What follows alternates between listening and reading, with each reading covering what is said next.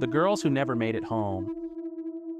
Every town has a place adults warn you about without ever really explaining why. In Alderwood, that place was Hollow Creek Road.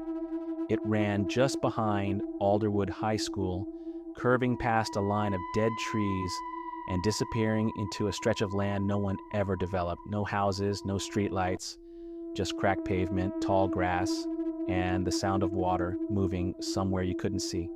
Students used it as a shortcut anyway. They always did, until the girls started vanishing.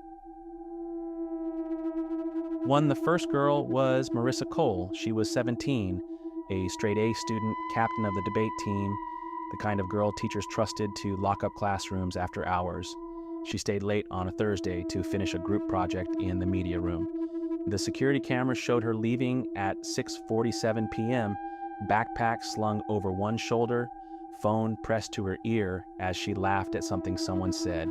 On the other end, she never made it home. Her parents reported her missing just before midnight. By morning, her face was everywhere.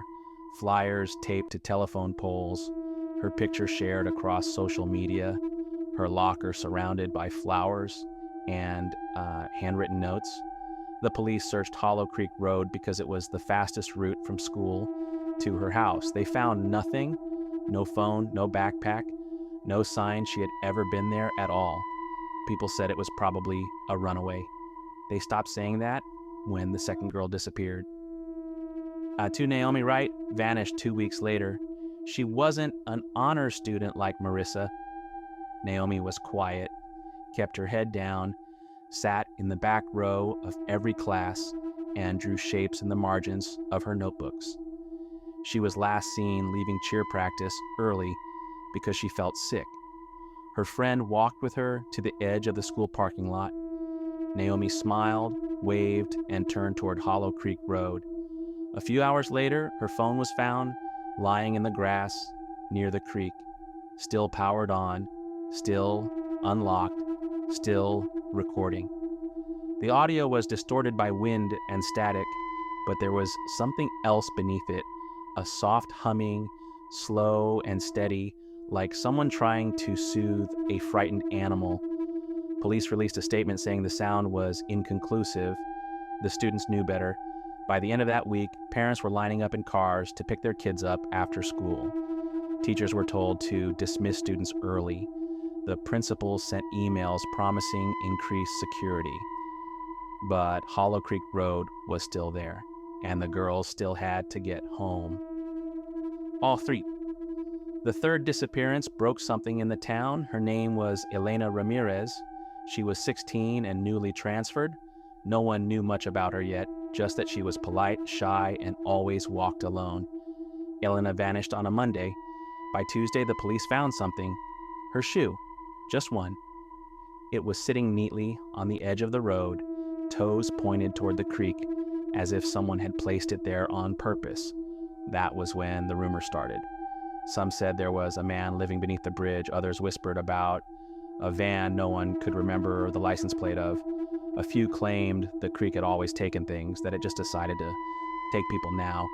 But the scariest rumor was the one no adult ever repeated out loud, that whoever was doing this didn't take everyone.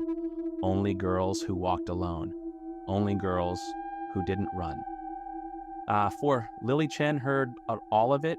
She was 17, smart, careful, the kind of person who double-checked door locks and shared her location with friends, and she still walked Hollow Creek Road. Not because she wanted to, but because her mom worked nights, her dad was out of state, and the bus stopped running before her after-school tutoring ended. Lily told herself she'd be fine. She walked fast. She stayed on the phone. She never wore headphones. On the night she disappeared, she called her best friend the moment she left the school building. "I'm on the road," she said. "Just talk to me until I get home."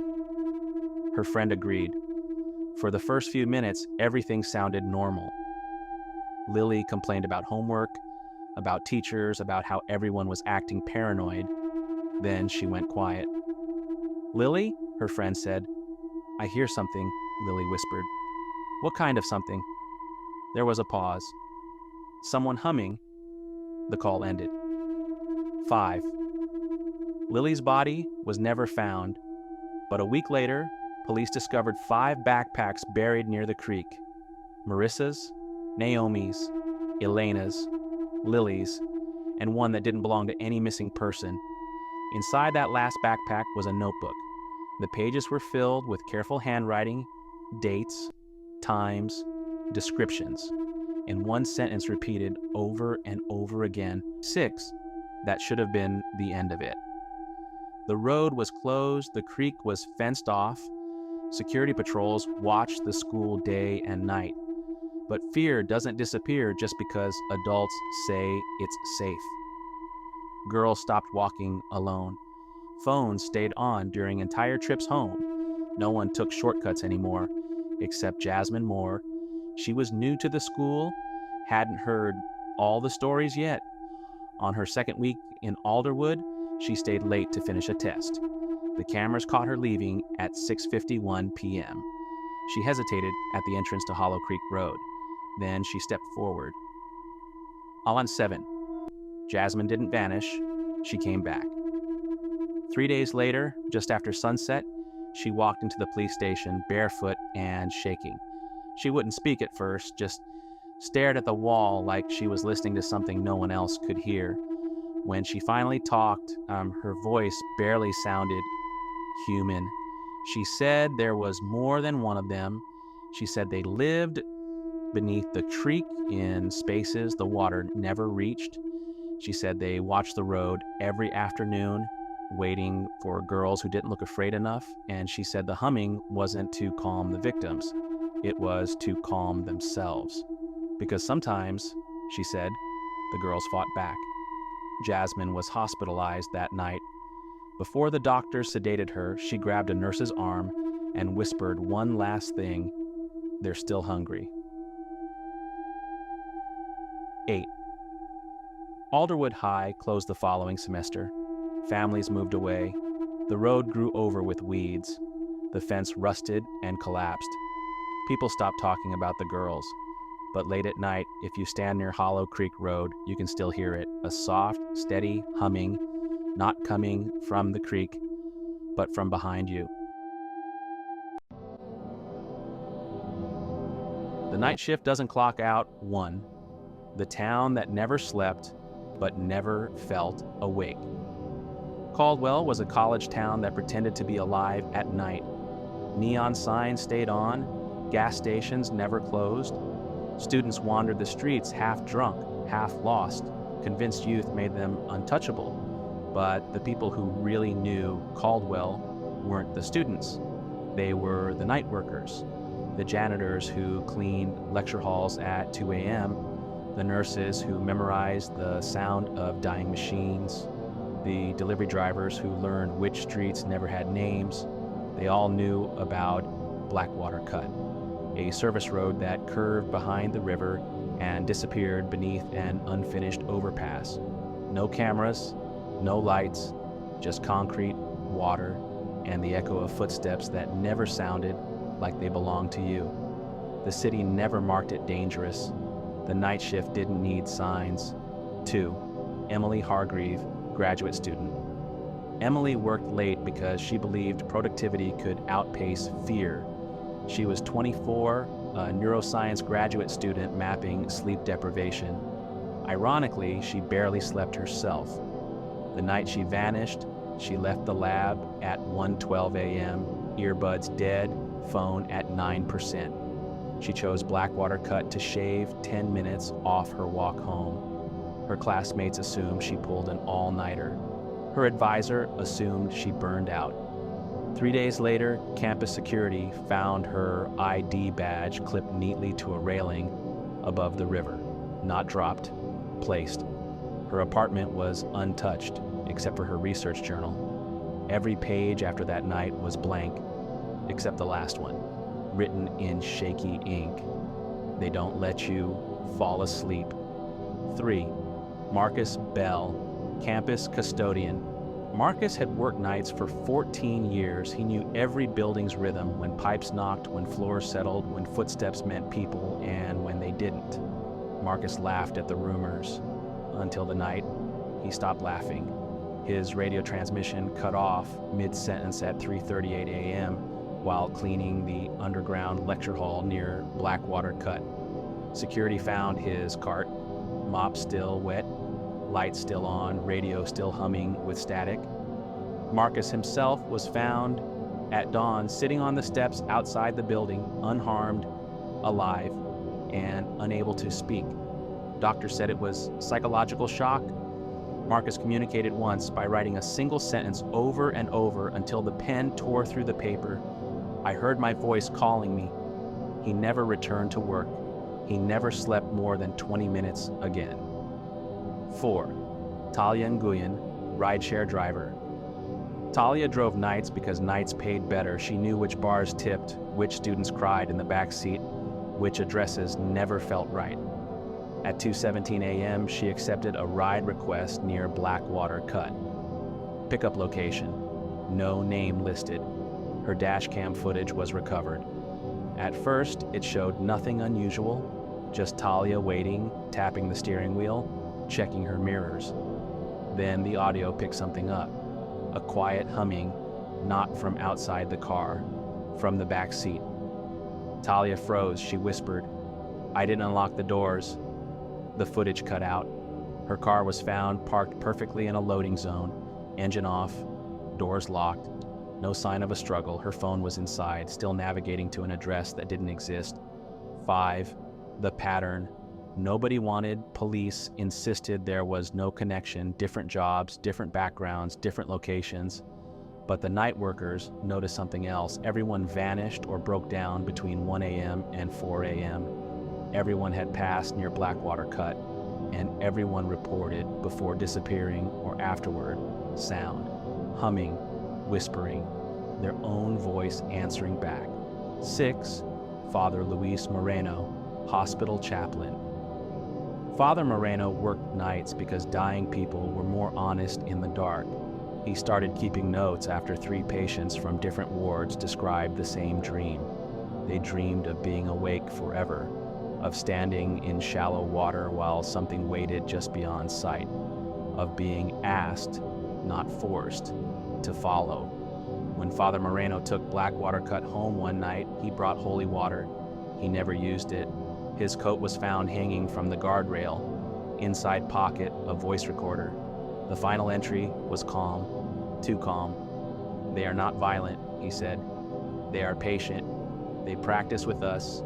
They are learning how to keep us." 7. The woman who escaped.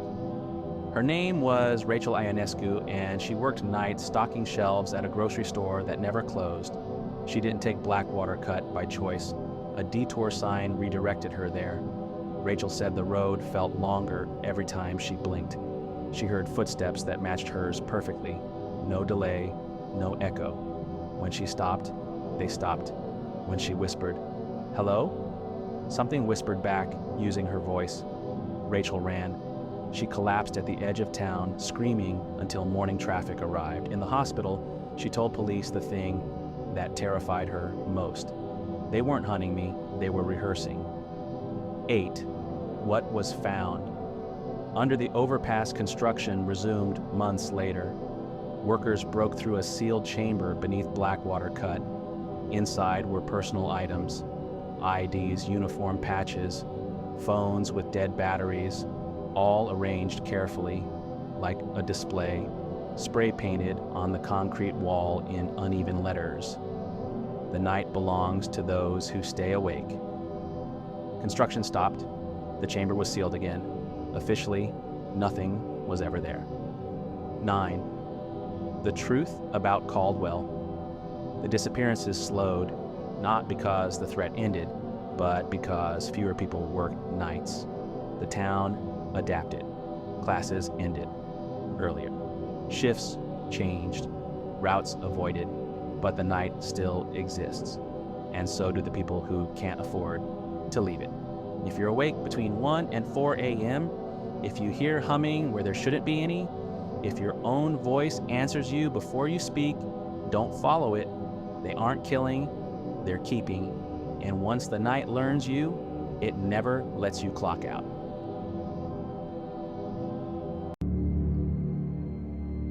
The night watcher doesn't blink. People think night security jobs are easy. You sit, you watch cameras, you wait for morning. That's what I thought too, until my third week at the old Ridgefield Medical Complex. The hospital was shut down years ago. Funding issues, lawsuits, rumors nobody wanted to confirm. Now it was just a concrete skeleton on the edge of the city, surrounded by weeds and silence. My job was simple: patrol the grounds and monitor the security cameras from midnight to 6 a.m. No patients, no staff, no visitors, or so they told me.